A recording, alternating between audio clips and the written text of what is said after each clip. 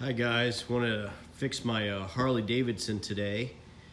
I thought it was a dirty carb, and I was all fixed and ready to rebuild my carburetor today, and I figured out that the carb actually isn't getting any fuel. So I started back tracing the lines, and I figured that the Petcock that they used, the gas shutoff valve that Harley uses, it actually has a plunger in it that only opens under vacuum from the engine. I'll show you what I'm talking about in a minute here.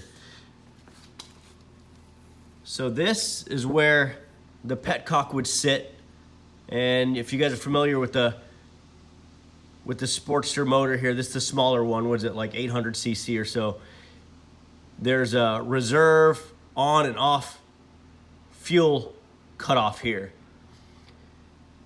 So that's got a line that comes out of it, goes to the other side, and gets hooked up directly to the carb. But off the top side, it's got a line that goes directly to the intake boot. That's behind the carburetor.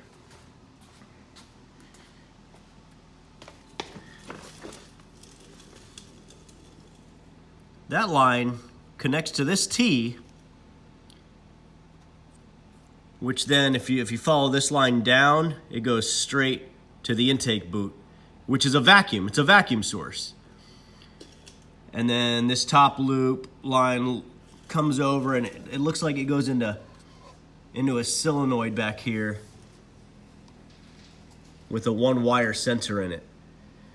So anyway, that line looks good. The line going to the boot looks good, and I'm gonna vacuum test them as well. But the line seems like it's most exposed to gas fumes and the heat, going from this nipple on the T straight to the cutoff valve. That was my problem.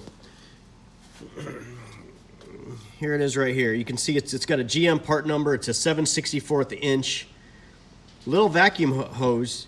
Here's my new one I just cut, and I'm gonna replace this with that new one. But basically the ends are dry rotted, and it was seeping air. And of course, if it's seeping air, you're never gonna get a vacuum.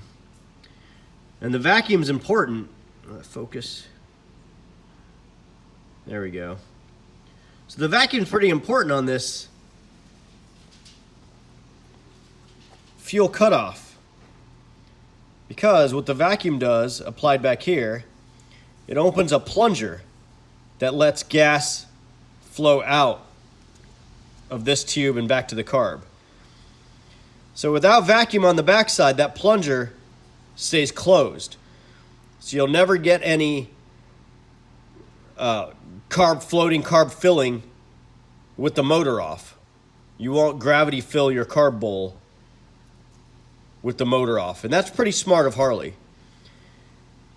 Now, the bad thing about Harley is the hoses they're using.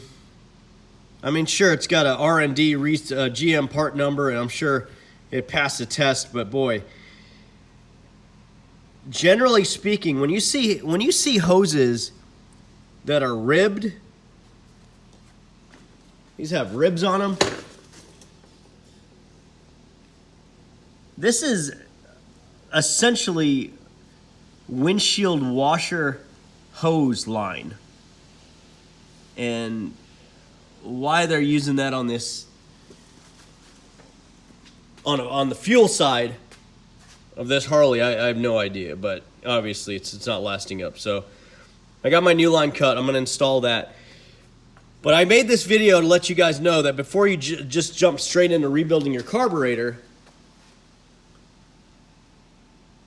make sure that your cutoff switch is actually getting vacuum.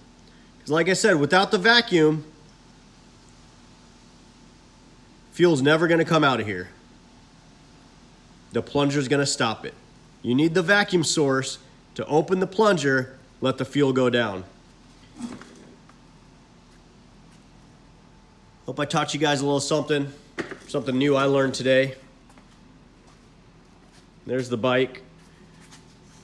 I got the solo seat on it, LED turns. copper wheels. It's a 100th anniversary, legit. 2003. I like it. It's a nice little cruiser. Hope you guys enjoyed.